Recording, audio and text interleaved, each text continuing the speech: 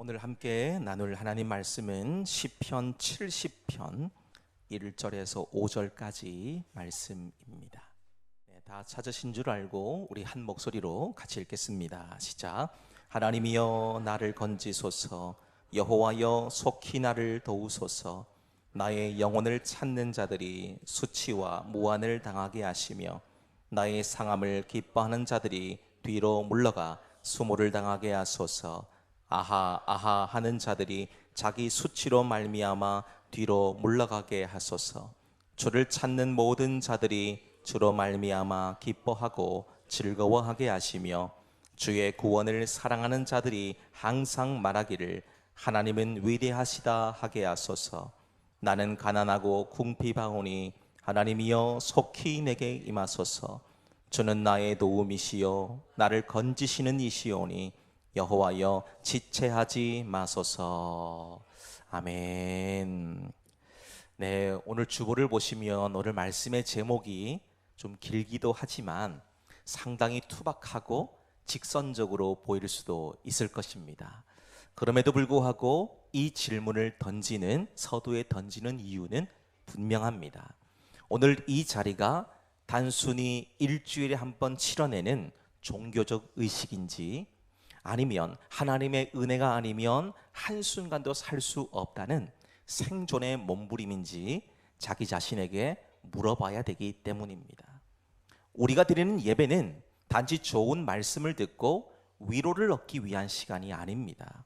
세상 속에서 지치고 상한 내 영혼이 하나님 없이는 단 한순간도 버틸 수 없다는 것을 고백하면서 주님의 옷자락이라도 붙잡으려고 엎드리는 절박한 항복의 자리예요.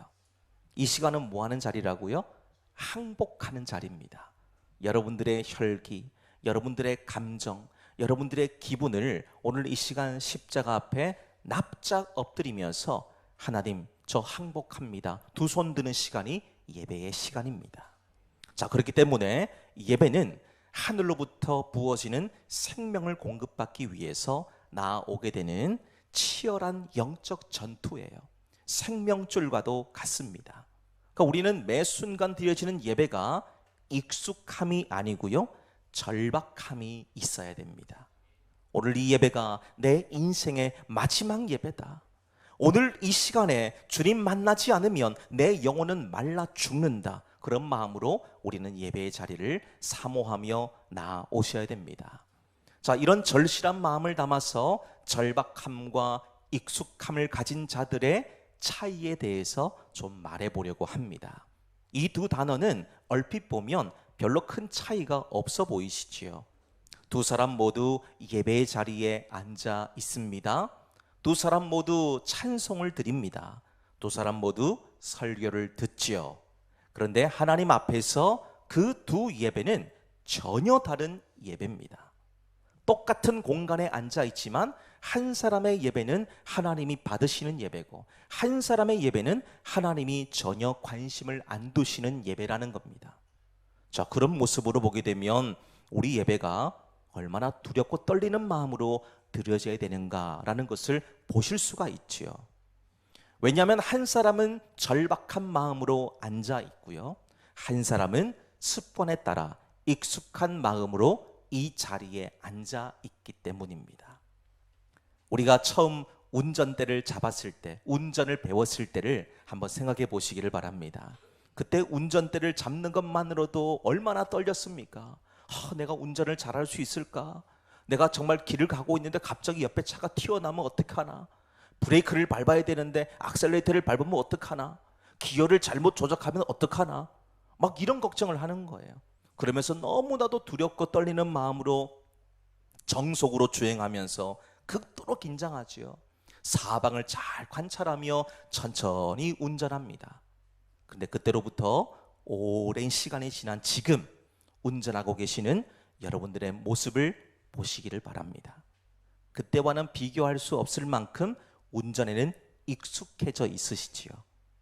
오히려 천천히 가는 차들을 보면서 답답해합니다. 아유, 동네 마실 나왔어? 빨리빨리 좀 가지. 금방 속도를 내서 추월해서 지나갑니다. 운전의 기술과 익숙함은 훨씬 뛰어나고 여유롭지만 처음 운전을 하면서 가졌던 그 긴장감, 그 설레임, 목적지까지 안전하고 무사히 도착했을 때 그 성취감과 안도감은 그때와 비교했을 때 지금과 비교해 보면 많이 퇴색된 것을 보실 수가 있습니다. 지금 여러분들께서 목적지 가시면서 아이고 다행이다, 정말 운전을 잘해서 다행이다, 사고 안 나서 다행이다 그러시면서 내리신 분 계시나요? 그런 분들은 한 분도 안 계시는 것 같아요. 왜냐하면 운전이 너무 익숙해졌거든요. 우리가 드리는 예배가 이와 똑같다는 것입니다. 처음 우리 예수님 만났을 때, 처음 예배당에 앉았을 때 얼마나 우린 절박했습니까? 찬송 한 절에 눈물이 흐릅니다. 기도 한마디에 온몸이 떨려요. 그런데 10년, 20년, 30년 지나면서 우리 예배는 너무도 익숙해져 버렸죠. 순서도 찬양도 설교도 너무 익숙합니다. 자, 그 익숙함 속에서 언제부턴가 우리에게는 절박함이 사라졌어요. 이 결코 가벼운 문제가 아닙니다. 왜냐하면 하나님은 우리의 예배 기술을 원하시는 게 아니고요, 우리의 절박한 마음을 원하시기 때문이에요. 우리 절박한 마음. 오늘 저와 여러분이 함께 살피게 될 시편 70편의 말씀은 바로 이 예배의 절박함이 어떤 것인가를 생생하게 보여주고 있는 말씀이에요. 오늘 본문의 배경을 간략히 말씀드리게 되면 이 예배, 오늘 이 성경에 보시게 되면 제일 상단에 표제가 나오죠. 뭐라고 되어져 있습니까? 다윗의 시로 기념식에서 인도자를 따라 부르는 노래, 이런 제목이 붙어 있습니다. 자, 이는 이 시편이 이스라엘 공동체 전체가 절기 예배에서 함께 소리 높여서 드렸던 공동 고백의 노래라는 사실을 잘 보여주고 있는 거예요. 특별히 오늘 다윗이 고백하고 있는 이 절절한 기도의 내용을 보시면 시편 40편 13절에서 17절의 내용과 거의 동일합니다. 학자들이 이렇게 말을 하더라고요. 다윗이 40편의 가장 절실하고 핵심적인 부분을 발췌해와서 예배용 노래로 별도로 편집했다라고 얘기합니다. 자, 근데 우리가 여기서 주목할 점이 있어요. 다윗의 가장 절박했던 기도가 어떻게 온 이스라엘의 예배 노래가 되었느냐라는 것이에요. 그것은 절박함에서 나오는 기도가 가장 살아있는 기도이기 때문입니다. 다윗의 뼛속 깊은 곳에서 터져나온 그 간절함이 수천 년이 지난 지금 우리 심령에도 큰 울림과 도전을 주고 있듯이 말이지요. 그래서 오늘 저와 여러분은 이 본문에서 말하고 있는 절박한 예배가 뭔가 오늘 우리가 살피면서 도전받는 시간이 되어지고자 합니다. 자, 우리 본문의 말씀 다시 한번 보실까요? 1절에서 2절의 말씀입니다. 함께 읽습니다. 시작. 하나님이여 나를 건지소서, 여호와여 속히 나를 도우소서. 나의 영혼을 찾는 자들이 수치와 무한을 당하게 하시며 나의 상함을 기뻐하는 자들이 뒤로 물러가 수모를 당하게 하소서. 아멘. 자, 첫 번째는 무엇입니까? 이 절박한 예배는 내 힘이 아니라 하나님의 손을 붙드는 예배다라는 것이지요. 자, 지금 다윗은 이 짧은 한 구절 속에서 두 가지 하나님의 이름을 동시에 부르고 있습니다. 먼저는 하나님이라는 이름을 부르죠. 하나님.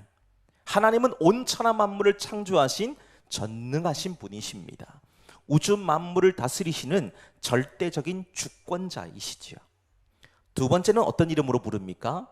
여호와라는 이름이지요. 우리 지금 보고 계신 개역 개정 성경에는 여호와라고 되어져 있는데요, 히브리 성경을 보면 야훼라고 되어 있어요. 야훼. 이 하나님의 고유한 이름이에요. 나는 스스로 있는 자다. 출애굽기 3장 말씀에서 모세에게 자기를 소개하실 때에 내 이름은 스스로 있는 자야 라고 하실 때 이름이 야훼입니다. 지금 다윗이 왜 이 두 가지 의미를 지니고 있는 이름을 동시에 부르고 있을까요? 다윗은 지금 하나님의 두 가지 속성, 즉 전능하심과 친밀하심, 이 두 가지를 동시에 의지하고 있기 때문입니다. 그러니까 이런 것이지요. 하나님, 당신은 우주를 창조하시고 모든 것을 다스리시는 전능자이십니다. 그리고 당신은 저와 언약을 맺으신 저의 아버지이십니다. 이 두 가지를 의지해서 제가 지금 아버지 앞에 나아갑니다. 그런 거예요.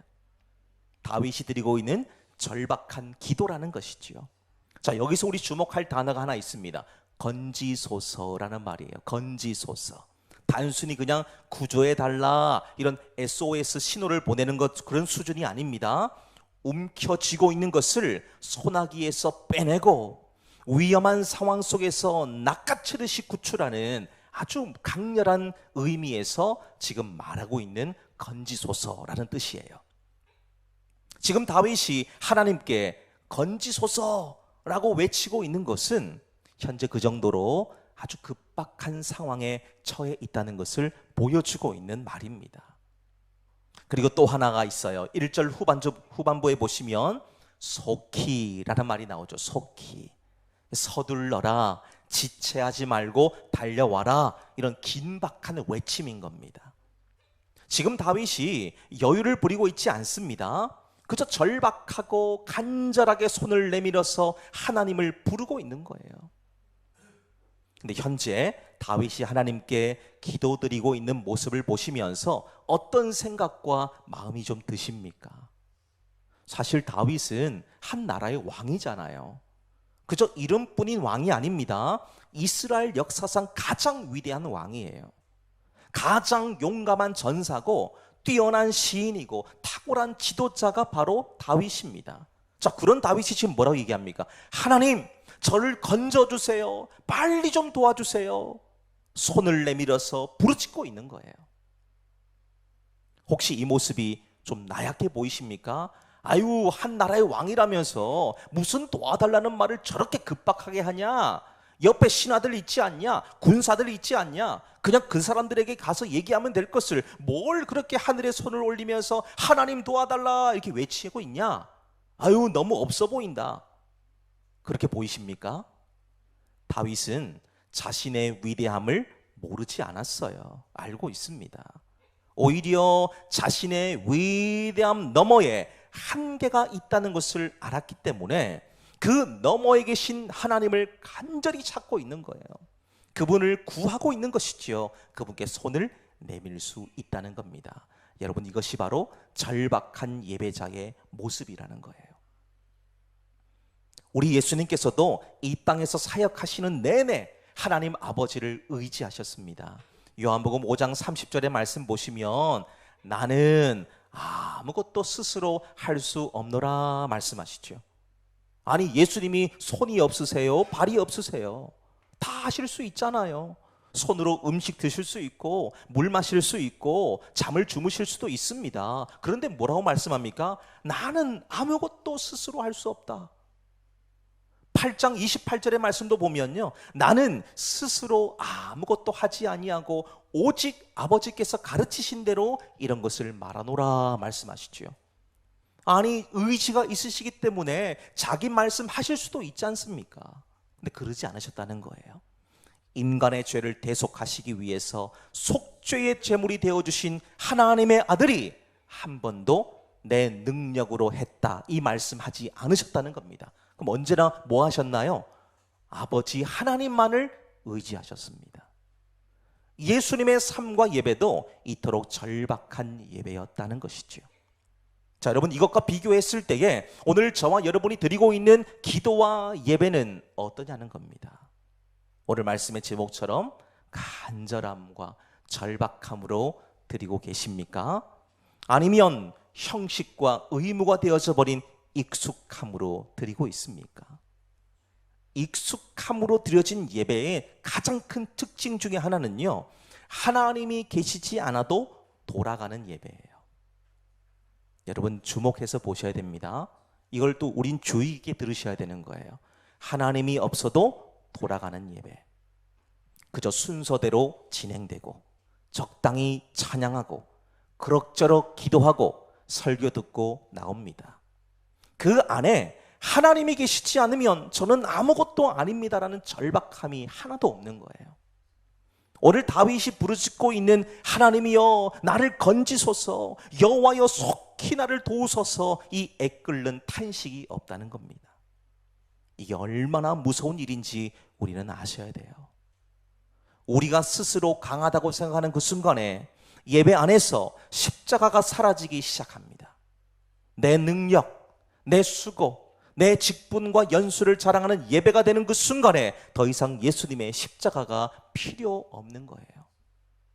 예수님 십자가가 왜 필요합니까? 우리가 와서 그냥 습관대로 예배 드리고 돌아가면 되는 것을요.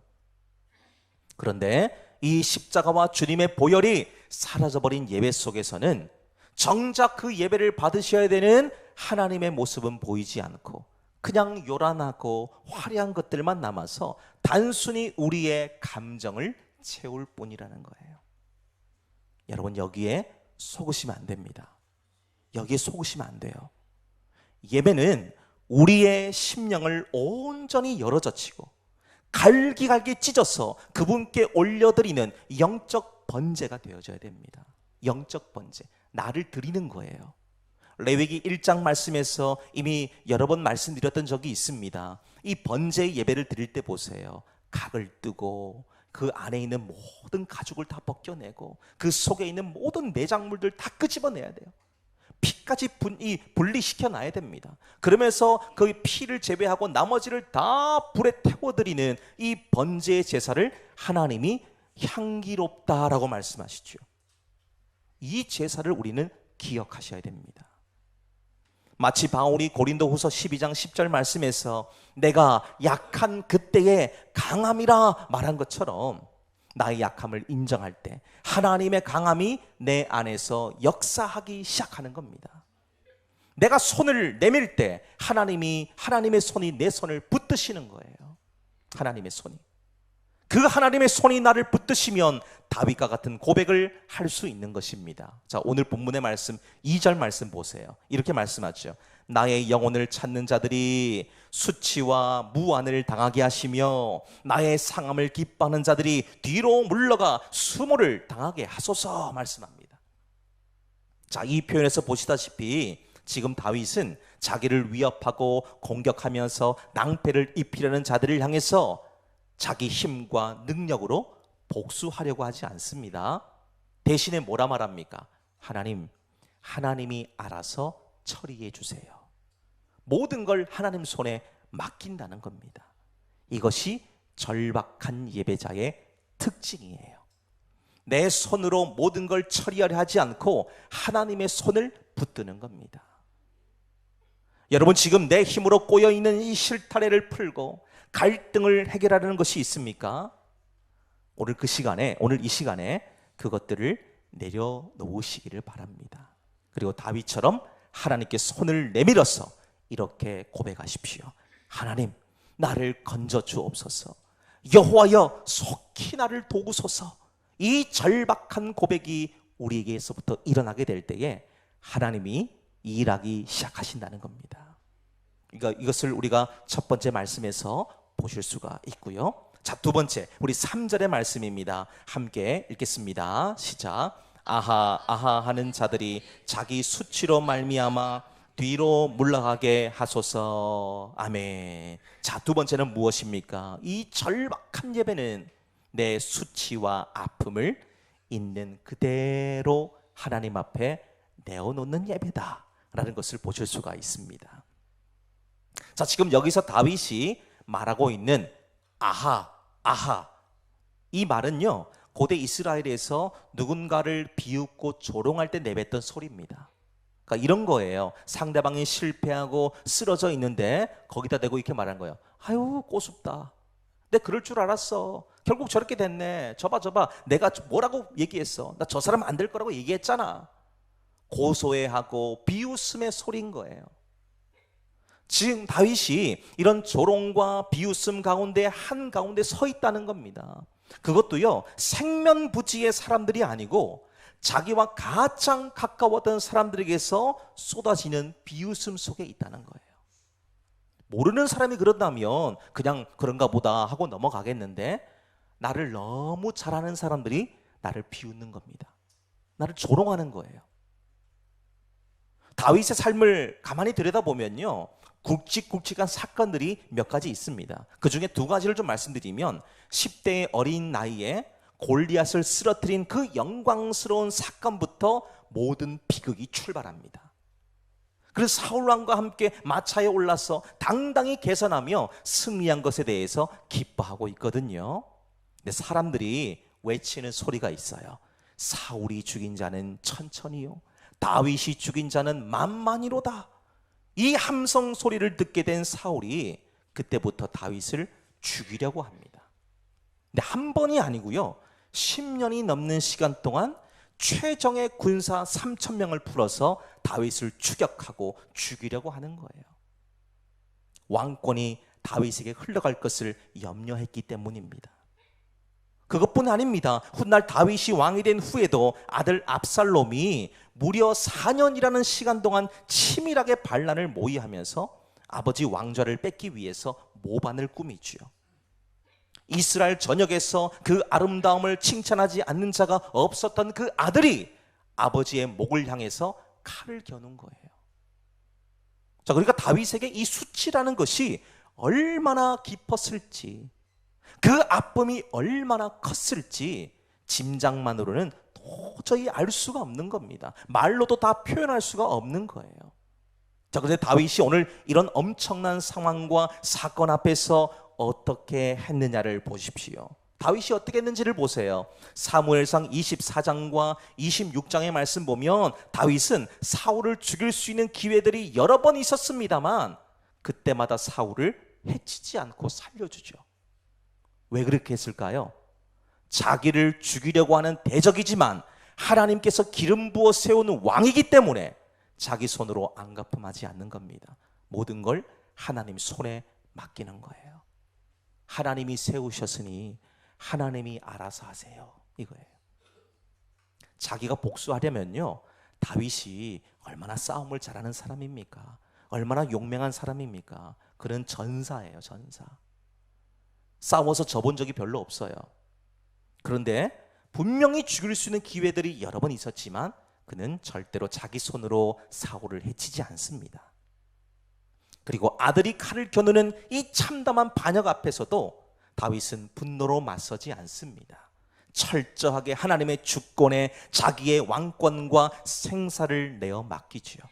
오히려 쏟아지는 수치를 묵묵히 감내하면서 자기를 죽이려고 하는 그 아들의 죽음 앞에서 차라리 내가 대신 죽었더라면, 이렇게 말을 하면서 극심한 애통을 쏟아냅니다. 차라리 내가 죽었더라면. 그 아들의 이 반역과 아들의 이런 죽음 앞에서 아비의 심정으로 그 죽음을 너무나도 애도하고 있는 거예요. 모든 원수 갚음을 하나님께 맡기면서 자기를 찌른 자마다 끝까지 사랑하고 모든 수치와 아픔을 하나님 앞으로 갖고 갔다는 겁니다. 그러면서 있는 그대로 꾸밈없이 가장 솔직한 모습으로 하나님 앞에 내어놓는 신앙의 위대한 본을 보여주었다는 겁니다. 오늘 3절의 기도가 바로 그것이요. 이것이 바로 절박한 예배입니다. 이 절박한 예배는 꾸미거나 포장하지 않는 거죠. 하나님 앞에 가장 솔직하게 우리의 날 것 그대로 내어드리는 겁니다. 근데 이와는 다르게 익숙한 예배는 어떨까요? 익숙한 예배. 익숙해져 버린 예배는요, 점점 포장이 많아집니다. 예배당에 오면 표정부터 바뀌어요. 집에서는 분명히 지쳐 있었는데 예배당에 들어서면 은혜로운 표정을 짓습니다. 찬양할 때는 손을 들어요. 기도할 때는 경건한 말투를 씁니다. 종교적인 말투죠. 그런데 하나님 앞에 가장 솔직하게 서는 것은 점점 사라져 갑니다. 내 안에 있는 상처, 분노, 수치, 절망, 이거 하나님 앞에 내어놓는 것을 잃어버린 거예요. 익숙해진 예배자는 어느 순간부터 이런 생각을 합니다. 내가 이 정도 신앙생활 했는데 이 정도 문제 가지고 하나님 앞에 나아가는 거 좀 창피하지 않아? 이 정도는 내가 충분히 경험적으로 봤을 때 풀 수 있어. 이 정도는 내가 충분히 해결할 수 있어. 뭘 그런 것까지 기도해. 이건 내가 알아서 해도 되는 건데 뭘 꼭 하나님 앞에 가서 갖고 가서 기도해야 돼. 이런 모습 사람들이 보게 되면 뭐라고 얘기할까? 점점 자기를 포장하고 가면을 쓰는 거예요. 다윗을 보십시오. 그는 자기를 조롱하면서 아하 아하 외치면서 이 모욕감과 수치를 쥐고 있는 것을 이 왕이 가지고 있는 막강한 권력을 가지고 찍어 누르지 않지요. 대신에 그 수치와 모멸감을 가지고 하나님 앞으로 갖고 왔다는 거예요. 이걸 우리가 주목하셔야 됩니다. 다윗이 왜 성경 속에서 많은 사람들에게 가장 인정받고 사랑받는 사람인지를 우리가 보셔야 됩니다. 왜 그럴까요? 왜 그럴까요? 그는 왕이지만 하나님 앞에 갖고 가는 것을 전혀 개의치 않고 부끄러워하지 않았어요. 자기를 그냥 있는 그대로 보여준 겁니다. 하나님, 저 이렇게 약해요. 저 이렇게 부족해요. 가면을 쓰지 않는다는 겁니다. 그러니까 하나님 앞에서 자기 지금 상황을 낱낱이 말씀드리면서 하나님 손에 맡기죠. 이걸 잘한 사람이 또 있습니다. 열왕기하 19장 말씀 보면 히스기야도 그랬어요. 히스기야. 아수르의 사네립이 쳐들어왔는데요, 정말 차마 입에 담을 수 없는 말들로 하나님과 자기를 모욕하고 조롱하는 그런 편지를 이제 보내게 됐어요. 그걸 히스기야가 받았습니다. 보통의 왕 같으면 어떻게 했을까요? 그 편지를 받자마자 찢어버리든지 분노하면서 똑같은 방법으로 되갚아 주든지 주변 나라들과 긴밀히 협조해서 연합군을 만들어서 아수르와 싸울 수도 있습니다. 근데 히스기야는 그렇게 하지 않았어요. 왕의 체면과 모든 가면을 다 내려놓고 그 수치스러운 조롱의 편지를 들고 성전으로 올라가요. 주님 앞에 펼쳐 놓으면서 이렇게 외칩니다. 열왕기하 19장 16절 말씀입니다. 여호와여, 귀를 기울여 들으소서. 여호와여, 눈을 떠서 보시옵소서. 사네립이 살아계신 하나님을 비방하러 보낸 말을 들으시옵소서. 하나님께 고자질하고 있는 거예요. 하나님께서는 자기의 무능함을 인정하고 절박하게 매달린 히스기야의 기도를 들으셨습니다. 결과가 궁금하시지요? 성경을 보니까요, 그날 밤에 주님의 사자가 아수르 군대 18만 5천 명을 단숨에 쓸어버리셨어요. 자기 손으로 피 한 방울 묻히지 않았습니다. 군사 수십만 동원해서 맞서 싸우지 않았어요. 하나님 앞에 그냥 사람들이 볼 때에 뭘 저런 걸 기도해 라고 했던 건데 하나님은 그 기도를 들으셨다는 겁니다. 하나님이 일하신 거예요. 이 절박한 예배가 이렇습니다. 꾸밈없이 솔직하게 나를 내어드리는 것이지요. 여러분, 오늘 여전히 우리 안에 내려놓지 못한 것이 있습니까? 아직도 붙잡고 있는 상처와 여전히 분노가 풀리지 않아서 마음에 꾹꾹 눌러담고 있는 것 없으십니까? 오늘 우리가 드리는 예배 가운데 있어 다른 어떤 포장이 없이 내 안에 있는 아픔과 민낯 그대로를 하나님 앞에 갖고 가시기를 소망합니다. 포장하거나 가면을 쓰지 않으셔도 됩니다. 하나님 앞에서는요, 그냥 있는 민낯 그대로 보여드리셔도 괜찮습니다. 하나님 앞에 가장 솔직하게 날 것 그대로 내어드리는 절박한 예배자가 될 때에 하나님이 그 예배를 주목하시기 시작하고 그 예배를 통해서 우리 각자에게 하실 말씀을 들려주시는 겁니다. 마지막 세 번째 보세요. 4절과 5절의 말씀입니다. 우리 함께 읽겠습니다. 시작. 주를 찾는 모든 자들이 주로 말미암아 기뻐하고 즐거워하게 하시며 주의 구원을 사랑하는 자들이 항상 말하기를 하나님은 위대하시다 하게 하소서. 나는 가난하고 궁핍하오니 하나님이여 속히 내게 임하소서. 주는 나의 도움이시요 나를 건지시는 이시오니 여호와여 지체하지 마소서. 아멘. 자, 세 번째는 무엇입니까? 이 절박한 예배는 한 마음으로 하나님만을 높이는 예배가 되어야 된다는 것입니다. 지금 앞선 말씀과 다른 점이 있다면 3절까지 말씀에서는 다윗이 자기의 절박한 상황 속에서 하나님께 부르짖는 개인적인 기도처럼 보입니다만 4절로 와서 보니까 갑자기 기도의 주어가 바뀌지요. 나에서 우리로 바뀝니다. 우리로 바뀌어요. 주를 찾는 모든 자들, 그러죠. 주의 구원을 사랑하는 자들, 복수 형태로 나옵니다. 개인의 절박함이 공동체의 찬양으로 확장되고 있다는 거예요. 확장되고 있다는 거. 이게 절박한 예배의 특징입니다. 절박한 예배는요, 결코 나 혼자만의 경험에 머물지 않습니다. 하나님을 절박하게 경험한 자들은 반드시 그 경험을 나누고 싶어 해요. 우린 이걸 간증이라 그러죠. 간증하고 싶어 합니다. 계속해서 주님의 은혜가 내 안에 흘러가고 있다는 것을 자랑하고 싶어 해요. 야, 내가 하나님과 친밀하게 살아갔더니만 하나님이 나에게 이런 은혜를 주셨어. 하나님이 나에게 이렇게 말씀해 주셨고 이렇게 말씀 속에서 위로를 주셨어. 너도 그렇게 해봐. 이렇게 나오는 거예요. 그리고 이 나눔이 공동체의 예배로 이어지는 겁니다.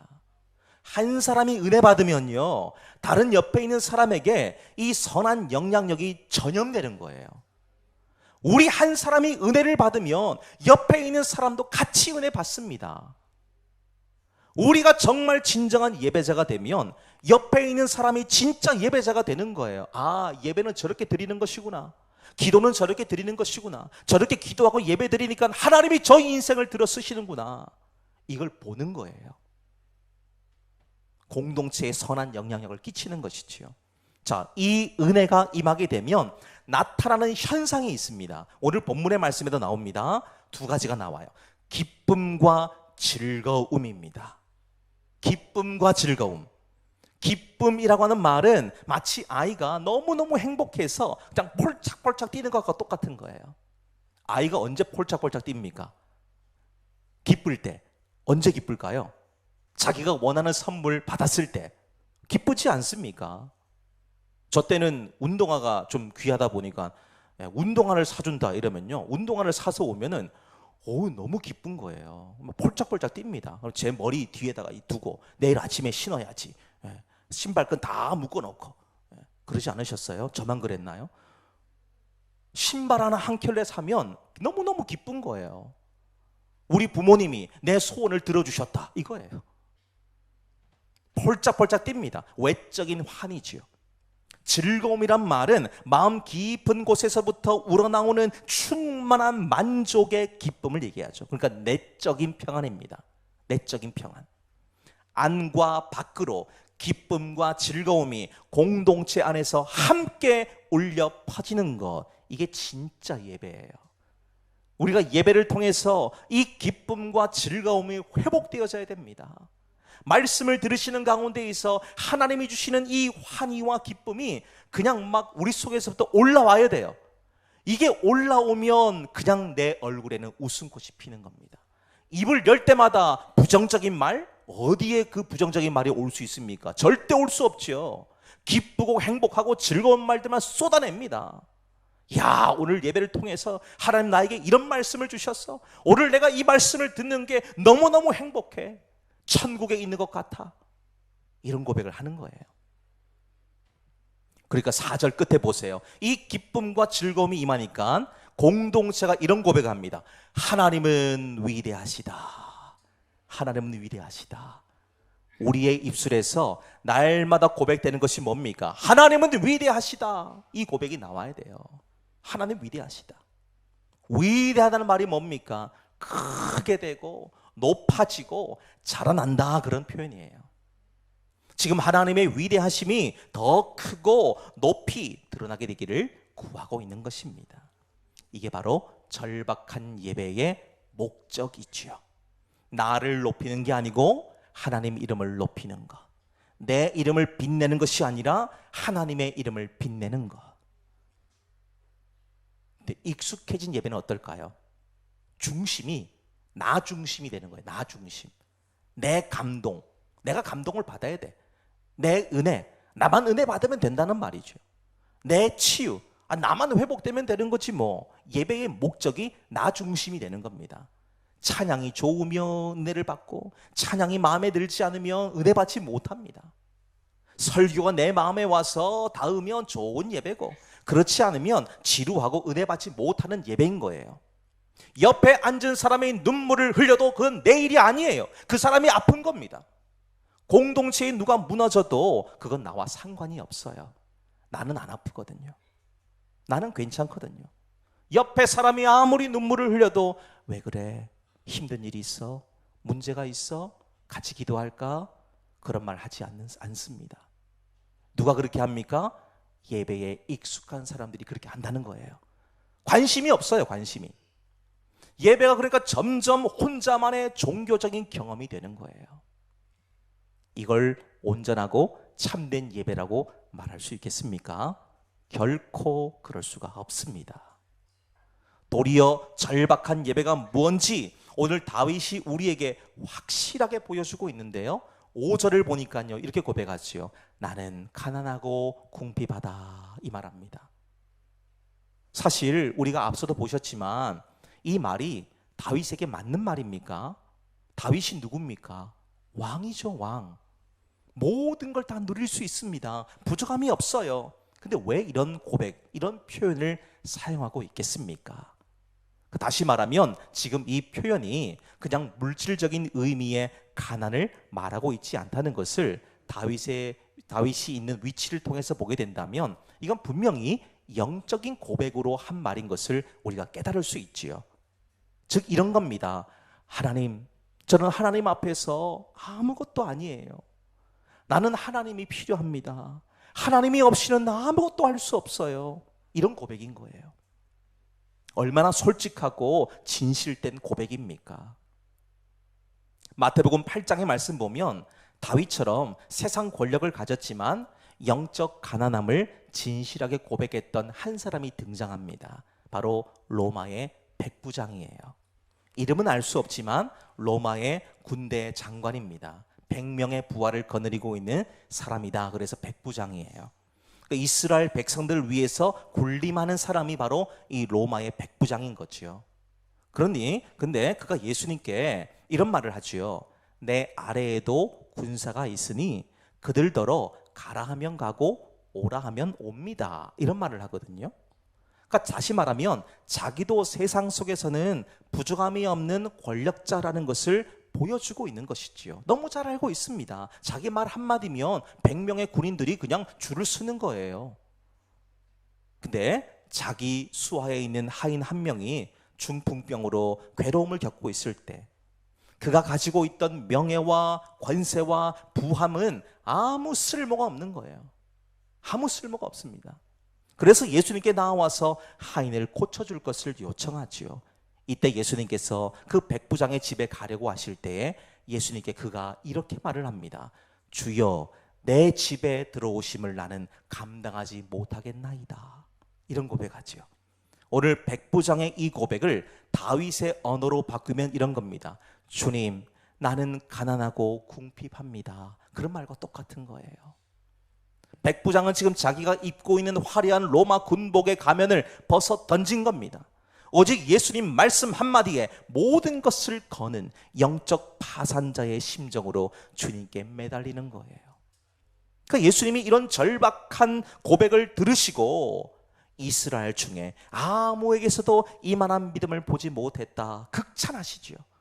그리고는 하인을 고쳐주시는 것을 성경을 통해서 우리는 확인할 수 있습니다. 여러분, 바로 이것이 우리가 오늘 드리는 예배로부터 회복되어져야 될 것이지요. 바로 그런 절박함입니다. 그러면서 하나님은 위대하시다라는 고백을 한 마음으로 함께 외치면서 그분의 역사하심을 기대하는 우리의 예배가 되어지기를 간절히 소망합니다. 사랑하는 여러분, 절박함이라고 하는 것은 우리가 억지로 만들어내는 것이 아닙니다. 익숙해진 예배를 억지로 절박한 것처럼 꾸미는 것, 그것 또한 하나의 가면이겠지요. 그러니까 절박함은 내가 만드는 것이 아니고 하나님 앞에서 나의 실제 모습을 발견할 때에 자연스럽게 나오는 거예요. 우리 사람은 아무도 모르잖아요. 우리 속마음을 누가 압니까? 아무도 몰라요. 겉을 포장지를 예쁘게 꾸미고 있으면요, 아무도 모릅니다. 저 사람이 지금 무슨 생각을 하고 있는지, 어떤 삶을 살아가는지 모릅니다. 그런데 하나님은요 다 아세요. 다 아십니다. 이게 무서운 거예요. 이게 두려운 겁니다. 사람은 속일 수 있지만 하나님은 절대로 속일 수가 없다는 거예요. 그러니까 하나님이 우리 앞에서 원하시는 게 뭐겠습니까? 나한테 올 때는 포장지 벗고 와. 이거 다 필요 없어. 너 속에 있는 진짜 너의 모습을 나한테 보여줘 라고 말씀하시는 거예요. 그러면 주님께서 우리가 그렇게 나아가게 되면 주님께서 뭐라고 하실까요? 야, 너는 참 부끄러운 게 많다 야, 그러실까요? 전혀 안 그러십니다. 전혀 안 그래요. 그냥 안아주세요. 그냥 우리 손을 붙잡아 주십니다. 위로하시고 힘 주시고 용기를 주시고 도전하게 만드시죠. 하나님이 하시는 거예요. 그래서 오늘 이 시간에 여러분 자신에게 한번 물어보시기를 바랍니다. 나는 지금 하나님을 얼마나 절박하게 필요로 하고 있느냐라는 것이에요. 만약에 여기 질문에 대한 답이 흐릿하게 느껴지신다면 그것이 바로 익숙해진 예배의 증거가 될 것입니다. 그렇다면 그 흐릿함 자체를 하나님 앞에 가지고 와서 솔직하게 고백하시면 돼요. 하나님, 제가 너무 익숙함에 취해서 하나님을 향한 절박함을 잃어버렸습니다. 현재 내 모습이 너무도 부끄러워요. 주님, 저에게 다시 한번 믿음의 절박함을 주십시오 라고 기도할 수 있는 것이지요. 그럴 때 종교적인 익숙함은 무너지는 겁니다. 은혜를 향한 새로운 절박함이 우리 안에 충만하게 임하게 될 것입니다.